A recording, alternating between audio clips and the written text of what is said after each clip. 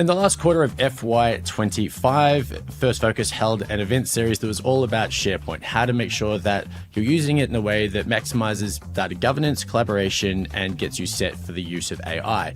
That was our best attended event series, and in that series, it was really clear there were a range of topics and subjects that landed really well, and there were a number of questions we got across each of the events, which were in fact across Brisbane, Sydney, Melbourne, Adelaide, and Perth.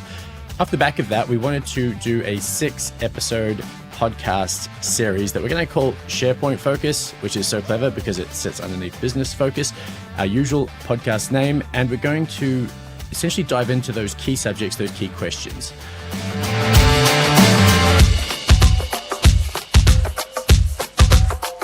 So to help me do that, to get the most of it, I'm going to have Tait, our M365 Practice Lead at First Focus, who is one of the speakers across that event series, join me, and Alyssa Blackburn, who I am told is the Program Manager, Information Management with AvePoint.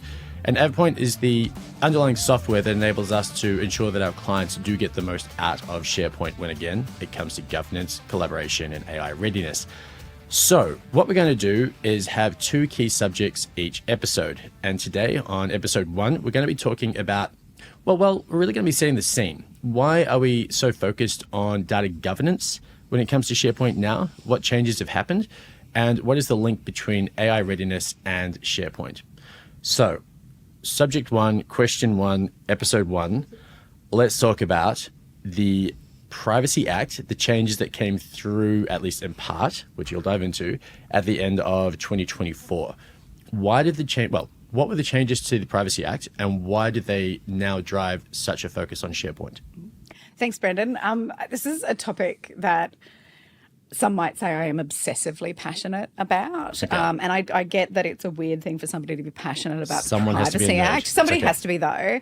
And look, that's fallen to me, and I've taken it and run. That's all I'll say. Thank you. You're welcome. You're welcome, world. And so, but this is something that I think organisations are grappling with everywhere. And let me put this in context. So did you know that if we look at GDP, for example, cybercrime is number 3 on the list of like how much it actually generates in terms of GDP. So I did, but only because you told me this I told just you before that, we like, started filming. But 45 otherwise, seconds moments ago, yeah. no, I had no idea. No, absolutely. So it's a $10 trillion a year industry. Crazy. So on the list of GDP, like Australia falls at number 14 in the world, cybercrime number 3. So it's a challenge for every organisation, regardless of how big or how small you are. And the Privacy Act, which was first developed in 1988,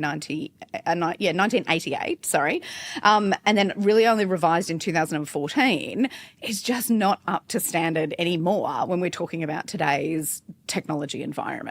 You know, we're talking about, so many new AI initiatives. We're talking about how much data organisations capture about us, things like that. So one example of this is I went to a famous stationery store that 11-year-old girls love, and I was offered a free alarm clock.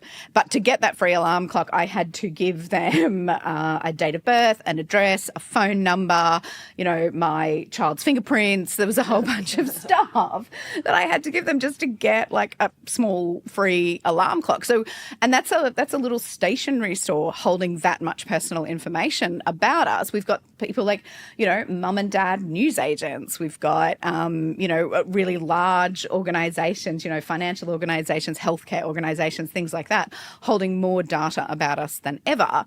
And so the Privacy Act really wasn't in a state where it was keeping up with that. So if anything, I would say this is well overdue. And I know that the privacy community, who are no doubt tuning in, will all be agreeing with me when I say these were well overdue. So 9 years since the last update. Yeah, actually 11 years this year. So right. 2014. Oh my God, yeah. my math sucks. But yeah, you're right. Well, the only reason I know that is because my son was born in 2014. Well, also your basic maths is not is not an issue for you. So there's that too. But okay. So and can you imagine, like 2014, we really weren't we really weren't dealing with AI. We weren't dealing with the huge volume of content that we've seen sort of grow in the last 5 years or so.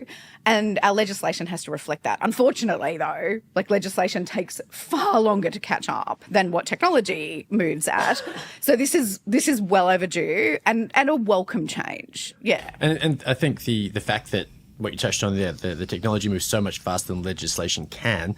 Legislation in this space has to be a little vague, e.g. a lot of reasonable, effort, a lot of that kind of thing, because to be too prescriptive, it's never going to keep up, right? Yeah.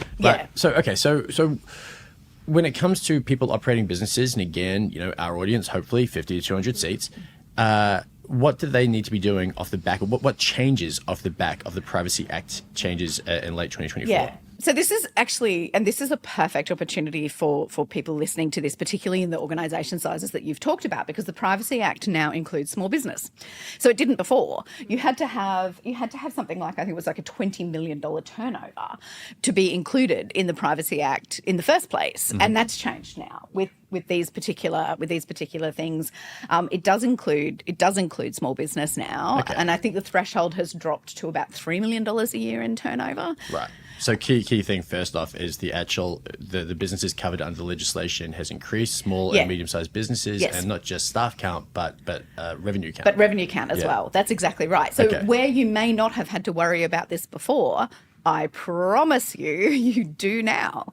So this might be brand new to you, and I get that, and it can be really overwhelming because all of a sudden you're now being hit with another piece of regulation that you have to adhere to. But the reason that you have to adhere to it is because you're capturing more data about people than you ever were before, and we have to protect that.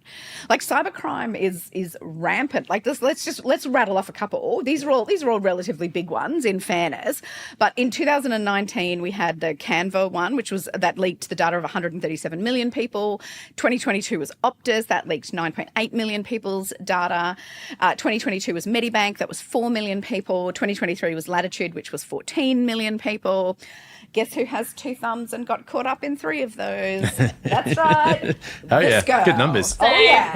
But didn't Qantas just have one last week as well? That's exactly right. So Qantas had another one. They're looking at, I saw an article the other day, that they're looking at potentially up to $6 billion in fines because of that leak. Now, as a small business, no, I'd like to think you're not going to get hit with a $6 billion fine. No, but it's a reality. There are fines. And the fines, this is another thing, the fines are much more significant now than what they ever were before because they're now based on revenue. They're not based on we'll just, hit you with a $10,000 fine here or there. Yeah, that's exactly right. They're now based on percentages of operating revenue, which is why someone like Qantas is potentially staring down the barrel of a $6 billion fine for failure to protect people's personal information. So there's things like that, there's a real reason to sit up and pay attention to this. Okay, nice. Okay, so number 1 is more businesses are covered because the reduction in minimum size.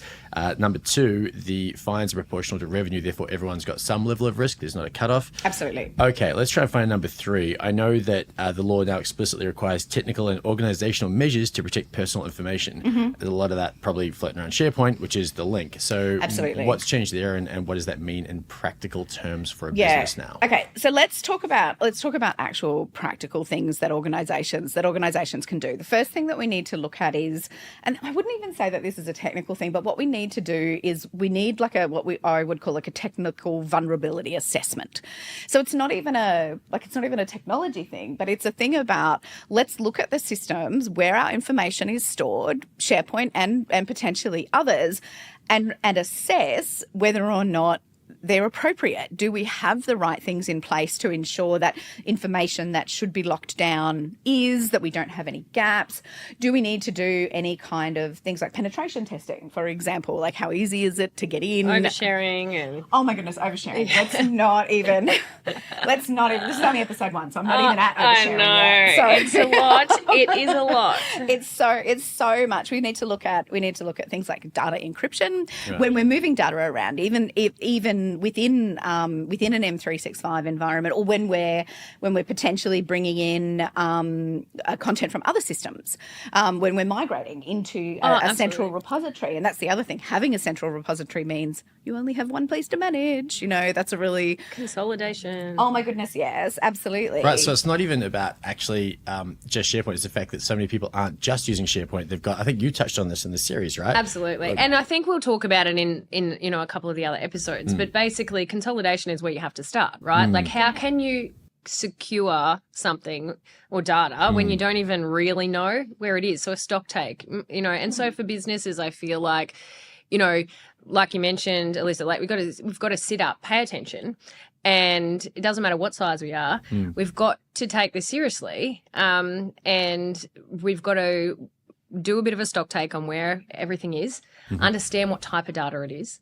Then we've got to assess the way it's been accessed and interacted with, and make sure that we've got the correct measures in place as a starting point. And then, obviously it's not just about a set and forget anymore. Yeah, fair. It's an ongoing thing. Yeah. So, and we will definitely, you're right, we will come back to that because we've got that later on. But one of the other things I think now under the Act, keeping that lens on it, because I'm going to try and make sure we don't, we keep this nice and punchy, is the data that businesses can keep now under the Act has to have purpose, right? You can't keep more than you need.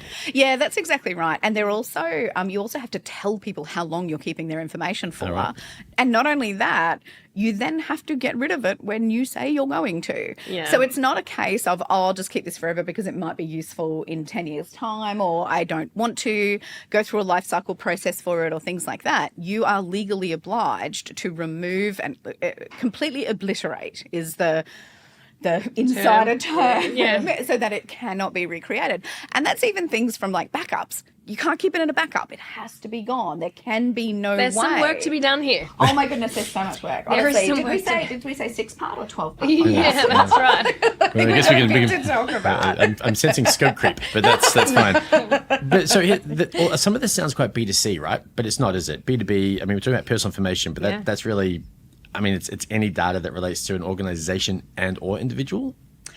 It's the Privacy Act is mainly to do with how organisations treat the information of the individual. Yeah. Okay. Definitely. Right. But that's for in terms of the Privacy Act. That doesn't negate the rest of the information that your organisation has, because it's never just information is never just individual. You don't just have one document about Alyssa Blackburn. You have a whole, like, let's say the Medibank one, which I also got caught up in. Same. So that one there, yes, okay, they might have my driver's license, they might have a passport for me, things like that, but they've also got a whole bunch of health records about me. I've been through some really serious health stuff in the last 12 months that I don't necessarily want the world to know about. But it paints a picture too. That's the thing. It's a story. Someone That's exactly right. has your story, and then it's a lot more. Yeah. Combine that with all the other information. Yeah, that's right. But yeah. So it's not isolated, is all I'm saying. Okay. It's part of a bigger picture. So we can't just say, oh, well, that thing there doesn't have this, very prescriptive personal information in it, so therefore we don't need to worry about it. No, it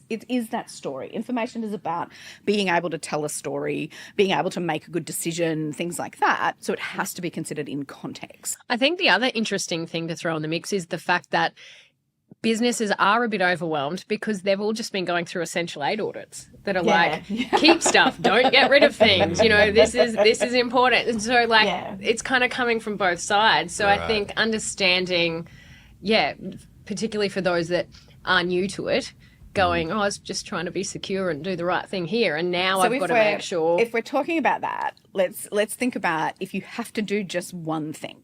What's the thing that you should pick up and do first? And my advice is always, and I'm sorry, broken record, Alyssa, but my advice is always a risk and value framework. That's where you start. Yeah. Okay. Start by understanding a risk and value framework for your information. So start by understanding exactly as you said, what have I got? Where is it? But then you need to go a step further and you need to say, what is the risk to the organisation of this information and what is the value? Because sometimes things are valuable, really valuable in the short term. They're not valuable in the long term. And there's a whole bunch of reasons outside of Privacy Act changes that we should be doing this. And I know we're going to delve into that more. But start by understanding what you've got, where it is, and what the risk and value is to your organization, because from there you can start to make some decisions from a technical perspective, from a policy perspective, from a user training and engagement perspective, things like that. You can actually start to make some decisions when you know what your information landscape actually looks like. Yeah, 100%. Okay. Well, then the next thing that the Act, I believe, changes, again, to be confirmed by you right now, is that there are enhanced obligations around notifying the market or users when there is a breach, right? Yeah. Which means you have to actually know that one's happened. So I assume that that is important in some way, shape or form for businesses as well. What does that actually look like then in practice? What do they have to do to ensure they can notify and understand the scope of a breach? So it's an interesting one, definitely, because they need to, first of all, have identified that there was a breach. Then they need to have notified both the Office of the Australian Information Commissioner, the OAIC, which is the governing body in this space. So they need to put a notification in there. Under this Act, the OAIC has been granted new powers with infringement and compliance notices as well. So they now have more power to enforce some of this stuff. But most importantly, they also need to notify people who were impacted by this breach. And this is something that Qantas is currently coming under quite a bit of criticism for. Right. So anyone read some Facebook comments recently? They're coming under quite a bit of criticism for how they've responded, particularly to the people who were impacted by this. And they haven't really set forth a path yet for how they're going to resolve it and what compensation may be, the email I got from Qantas was just, here's the things they've got. It didn't include a password. All the best. That was pretty much it. Happy days. Yeah, good luck to you. Hope, see you on the dark web. Nice. Yeah, so there are requirements. There are requirements around that. And I'm really, I am, again, nerdily admitting that this is one that I'm following really closely, and I'm really waiting to see what the OAIC does in terms of how they respond to Qantas and, what kind of report comes out of this, because there'll be a report at some point. So, but it doesn't just apply to those really big players. As I said before, we're now talking about much broader scope for this Act, so it applies to everybody. Okay. And it's not a case of I'll worry about this if it happens. It's not if anymore. Yeah. It's when. Yeah, it's so true. Yeah. You need a plan. Yeah. That's actually a really good point. It isn't if, it's when. Yeah. And to what extent. But okay, so I want to finish off with exactly sort of the timeline for the Privacy Act changes to come into effect. But before I do, I guess what we're saying, just to put a nice bow on this, is more businesses covered, greater fines and penalties if it happens. Essentially, the obligation is on the business to understand what it's got where and know when something's happened. Yeah. So then the question is, by when do they have to know that? And there's obviously a lot of changes in the Act. Before we started recording, you said that some had come into place, some has been pushed back. Yeah. What does that look like in practice? Yeah, so Brendan, you said at the beginning that the Act came into effect in December of last year, so December 2024. So if you need a time machine, and you'll need to go back in time to December 2024 and get your act together, basically by 6 months ago. Okay. So if you could get on top of that, that'd be great. Done. Yes, excellent, good. Glad we've got that sorted. Some of the new provisions in the Act won't come in until December 2026, though, and they are things that are responding more to the AI revolution that we're all going through at the moment. So that's things like automated decisions. So when organisations are using automation tools or AI to make decisions, it might be a bank going through loan applications and doing a first pass using AI to strip out information, things like that. Very standard stuff, very acceptable stuff that we all, would sort of say, yeah, that's something that would happen. But those organisations doing that need to inform customers of when they are using technology to make automated decisions. So that needs to be upfront. It's things like that won't come into effect until December 2026. Now, that doesn't mean that you can't do it now and should do it now. Sure, get ahead of it. But there are some provisions. Update documents, those sorts of templates that say we've, generated this. Absolutely. I heard another one around real estate agents using it to do sort of certain appraisals and like evaluate different properties and stuff like that. Absolutely. not that I don't know, I wouldn't start a whole nother thing before we end this topic, but it's gonna, like, all of this has created, changes from insurance policies and all that sort of stuff. Now you can make claims if you can prove that a person would have come up with a different result than the AI and all this sort of stuff. So that's why the flow-on effect, it really impacts. It's really significant. Yeah, everyone. So the other thing I would say, and if I'm allowed to just throw one last piece of advice in on this one. No, okay, great. I'll be quiet now for the first time ever. No, please. My other piece of advice on this is be upfront about what you're doing. Yeah. If you're not doing anything wrong, then you've got nothing to hide. Tell people what you're doing. Tell people how long you're holding on to their information for. Tell them what your processes are. Tell them where you're making automated decisions. Yeah. Anything I write now, if I've used AI to say, like, help me with some of the research or things like that, I'll put it in there and I'll say, I used AI to do this. Yeah. And the reason I used it is because it's really good. And I'm really, it saved me time, and I was able to spend more time on something else. Exactly. And it's funny too, like, and it ties right into the event series, starting around the fact that, the expectation of the workforce is now that there is AI involved, and the same on the other way. If you go to work for a company, their expectation is you're using AI a lot of the time to be more productive. So, I think that's a great point. Just be honest. And just tell people what you're doing. Yeah. Tell people how long you're holding on to their information for. Tell them what your process is in the event that the worst case scenario happens. Tell them how you're going to help them. If you're not doing anything wrong, you don't have anything to hide. That's true. I think having that transparency demonstrates capability. Exactly. As well. And trust. Yeah. Because that's what we want to do. This is people's personal information that we're dealing with. We want them to continue using our, buying our goods, using our services, being part of the community, things like that. So let's make sure that we're doing the best that we can to protect that as well. Okay, nice. I'm going to finish off the subject one, episode one, on the Privacy Act changes with a final question, which is, do you think that the is it AOIC? OAIC, so Office close. of the Australian Information Commissioner. Presuming that is the body that can apply the fines, which I believe you said it is. Yes. Do you think that body is going to be looking to make an example out of businesses up front to really show that the Act has teeth and that now is actually probably the scariest time to be not doing the right thing? I don't know that. I mean, they're they're a statutory authority in the government, so I don't know that they're looking to make an example of anybody as such. But what they are charged with doing is protecting and governing the information of the Australian people.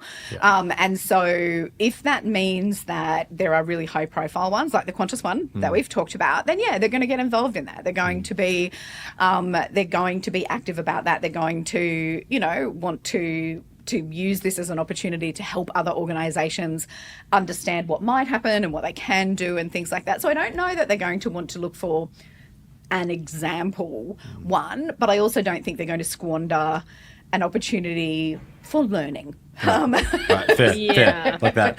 So diplomatic. Yeah, very well done. Yeah, Ross and I, our CEO and I, we did a quick video recently where there was I don't know if it was a family office or a financial services business. I think financial services outside of the family office space, but they had a data breach. They didn't enforce it. In fact, they ignored breach notifications, and then I think they're the first or second time that the government body has looked to sue a firm under the Act. So it looks like it's starting to be stronger enforcement, and that was a press release from the government essentially going, hey, we're doing this thing. Well, that's the other thing, and we haven't even touched on this one, but let me leave you with this cliffhanger, is that failure to comply with this can also result in civil penalties. Right. So it's not necessarily just a fine coming from the OAIC. You can be sued. And I think that's what was happening in this case. Yeah, so that was one of the first ones. Yeah. So question that actually, I keep saying the last question, almost there, is what do directors need to know in this case? Because I think the directorship piece is important, right? So under the Act, what changes when it comes to risk and compliance obligations for directors? Well, it's solely on their shoulders. Right. Like, honestly, I can't even, I'd love to sugarcoat it a little bit more than that, but it's not possible. It is on your shoulders. If you are the ones leading an organisation, then you are responsible for this. Right. That's it. Bam. It's as simple as that. Mic drop. Yeah. Peace out. Great way to end it. All right. That is exactly what is happening under the Privacy Act changes and why it's having such an impact on the way we look at SharePoint and look to manage data within it. Next week, nope, not this week, right now, still, we're doing the second subject. All right. I'm gonna do a lead into this and I'll fix it up later, probably. All right. Mia, I think what we're going to do here is I'm going to get you, if I can, talk about SharePoint, data governance, why it is so important in being ready for AI readiness and the link between that and SharePoint. You talked about it a lot at the event series. What do businesses need to understand about the link between good data and the ability to leverage AI? Look, I think rubbish in, rubbish out is the, classic statement that everyone's making. I think, there's two things involved here, and one is security. So we always need to make sure that people can only get access to the things, or AI tools can only get access to things that it should get access to based on personal identifiable information, but also relevant data. It's not just about, locking down stuff, that is personal or, highly sensitive for whatever reason. It's about making sure that it's not going to get its hands on stuff that just absolutely makes no sense anymore. So I think, understanding our data is number one. We need to know where it is, which we've talked about, funny but true. And then once we know where it is, then we can look to secure and govern it. We can't really do anything unless we know where it is and what it is. Then we can have a plan of attack. So the term that is used is rot data. So relevant, obsolete, trivial. I think I talked about in the event series, all your cat videos that you have. Yeah. But it all needs to just make sense. And we don't need to hang on to stuff for the sake of hanging on to it. And now, thankfully, in a way, to the changes to the Privacy Act, we are being forced to look at this quite specifically now. If we don't need it, get rid of it. Yep. And then AI on top of that, and it's the same again. So now is the time for businesses to really have a long, hard look at what they've got. And we are so happy that we have tools like AvePoint's policies and insights and, Opus and all the different dashboards and version controls and, ages of files. So we have all these wonderful tools that we can help clients use to assess their data and make some really tough decisions, but really necessary decisions in this current environment. Yeah, I think you've absolutely hit on it there, and that is that not everything is relevant forever, and we just don't need to keep everything. So I've told this story a few times, so sorry if you've heard it before, but I am a bit of a monster about my children's artwork that they bring home from school. So we live in a small house. I have 3 children. They're all in sort of primary school age. And so they bring home a lot of artwork, a lot of colouring in, things like that. And I just can't. Artwork. I know, seriously. And I adore my children. They're like literally, sorry, everyone else's kids, but my kids are actually the best. But I adore my children, but I also recognise their skills. Art is not one of them. It's fine. They get that, unfortunately. They get that from their mother. And so as soon as they come in the door, my policy is, my internal house policy is that I stand at the kitchen bin, I admire their artwork, and then I put it straight in the bin. Beautiful. Now, there's negotiation. Like some things, like my son built a zoo out of cardboard. That was allowed to stay until the school holidays, but it had to sit outside. It wasn't allowed to stay in the house and things like that. But like my children are much, much more attached to their very good artwork, if you're listening, kids, than what I am. Absolutely not, but I'm forcing them to listen to this on the school run, believe me. And people feel the same way about their information. It's so true. And so, because they get paid to do it, and like they have pride in their work and things like that, and they don't want to be told, I'm sorry, this isn't relevant anymore, or this is outdated. Or they're just terrified of making a decision. A rash decision. Yeah, exactly. Maybe, you've got to make some tough decisions, people. One day I'm going to need this again. again. And that's why tools are really important, to give you some information about like what's actually going on in your environment. When was the last time somebody looked at this? When was the last time somebody modified it? How many versions of this thing do we have that we absolutely It's really don't need? interesting from a tools perspective too, and I will harp on about this. People do tend to think, I can just do this. We can just do this ourselves as a business. I'll just get an intern. I'll just get someone to. No, they can't, and you need help, and it's okay to admit you need help. We've all been there, but no, this is really serious. And so I think we do need to just call on tools to help us make these decisions. It's not humanly possible anymore. That's the issue. Yeah. Is that, and I'm all for, like, if it's humanly possible, let's do it. Like, that's absolutely fine.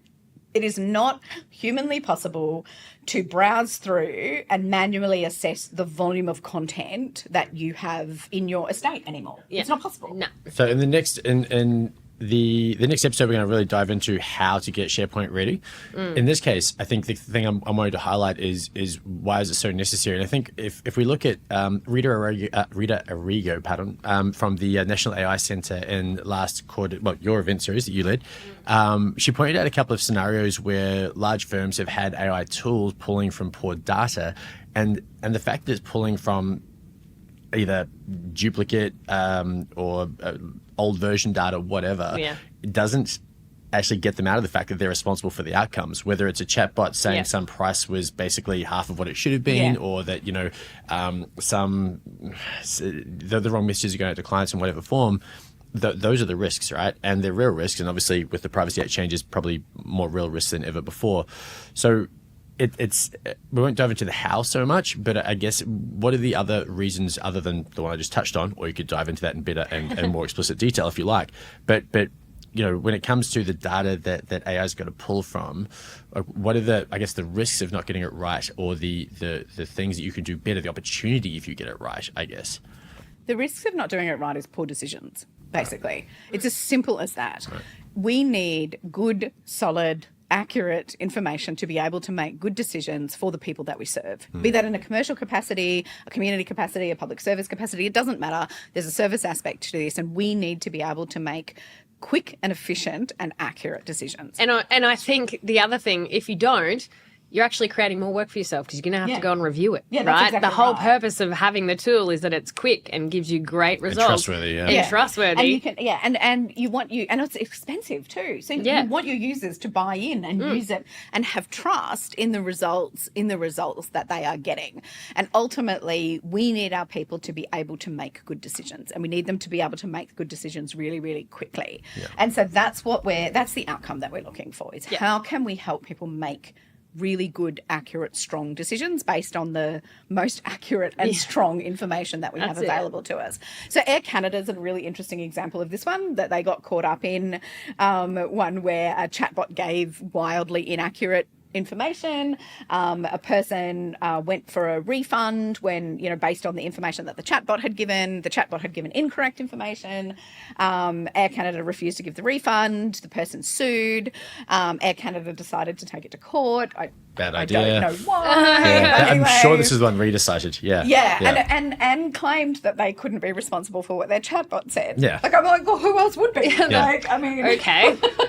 Whose data is that drawing from? Exactly. And it's exactly as you were saying, Mia, about the redundant, obsolete, trivial information. That's what it was pulling from. And so it was pulling from inaccurate or poor information. Of course, it was going to give bad decisions, which means the community that you're serving is not going to want to use the service. Yeah. Your users are going to be, you're going to be like, well, I don't want to touch that. I'd rather do it myself because I know that it's going to be accurate, things like that. 100%. So there's a whole kind of snowball effects of this by not having that really solid information foundation. Yeah, absolutely. I think probably when we talk about AI, we're not just talking Copilot, we're not just talking, ChatGPT, we're talking about potentially bespoke deployments of more and more. Yeah. And absolutely. So the thing there is none of the effort to create that kind of a tool is worthwhile unless you get the adoption.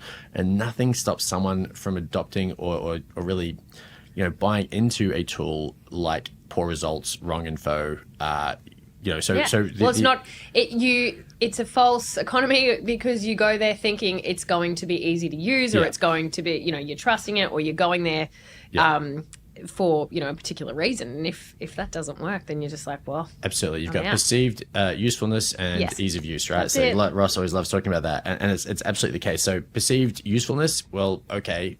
If the moment it starts pulling bad data and giving wrong information, that goes out the window. Ease of use, well, I just spent time getting nothing and now I hate it. Yeah. So in terms of the link between, again, SharePoint and AI, it's really the adoption rate and return on investment is really not going to work if you haven't got the right data. And you need to think about like drop-off rates as well. So you need to actually start to think to yourself, like, okay, when a user goes internally to, use these kind of tools that we might have built, or, agents that we've got in place and things like that, the first time the information is wrong, how long do you think it takes them to come back a second time or a third time or things like that until they get what they actually need? It's like, the whole thing about, nobody scrolls to page 2 on Google results kind of thing. Nobody's coming back if the first time you do it, you're getting bad stuff. You really only get one chance at this. And I wish we were more patient and tolerant and things like that. But we are not. Tell us. And look, I'm naming and shaming myself as a guilty party in this. You give me wrong information once and I'm out. I'm never coming back to you. Yeah, Noted. same. Yeah. Okay, cool. Yeah. But this, it's a great segue into, the rest of, I guess, the episodes, because, the same goes for SharePoint in general as well, and making sure, like, a lot of people have issues with it because that's so true. It's not well. Oh my goodness. Searchability. The overcomplication of people's M365 environments is just, I reckon, one of my biggest frustrations. It doesn't need to be that hard. So that leads us on to the Alyssa Blackburn scale of complexity, patent pending. And so the Alyssa Blackburn scale of complexity is the closer you get to the end user, the less complex things need to be. It's actually very simple. It's a very simple framework for sure. Yeah. The closer you are to the end user, we need it. Yeah, exactly. But the closer you are to the end user, the less complex they have to be. Now, if you're an admin or an architect or something like that, you can build as much complexity in the back end there as you want to, providing it's easy for the user. I was just going to say, what's funny is a lot of the time, end user, easy, actually way more admin and setup and configuration and all the things in the back end. That's generally how it works. Yeah. And that's how it should work. Definitely. That's right. They shouldn't see that. Trained to do that. Like, we're the ones with the skills to do that. The end users have their own jobs. They're not just there being end users. That's right. They're there because they have jobs and decisions and police deadlines resistance. Get in there and get that work done. So, scale of complexity. The closer you are to the end user, the less complex things need to be, which is why the environment in which you're giving them to work needs to be easy. It needs to be efficient. It needs to give them accurate results. Okay. All right. Love that. All right. That's the end of episode 1, because we've covered off why SharePoint is such a key focus for us now. As a business, not only have we been rolling out the education series, but we've incorporated what we call SharePoint Guard. It's a compliance and governance framework when it comes to SharePoint. We've included that by default in our support plans now. So really today we've wanted to cover why now, why has the Privacy Act driven a lot of this change in focus, and how does SharePoint really drive AI readiness. With that done, we're going to be back in 2 weeks with episode 2, and we're going to dive into a lot more detail into now how to get SharePoint ready for AI.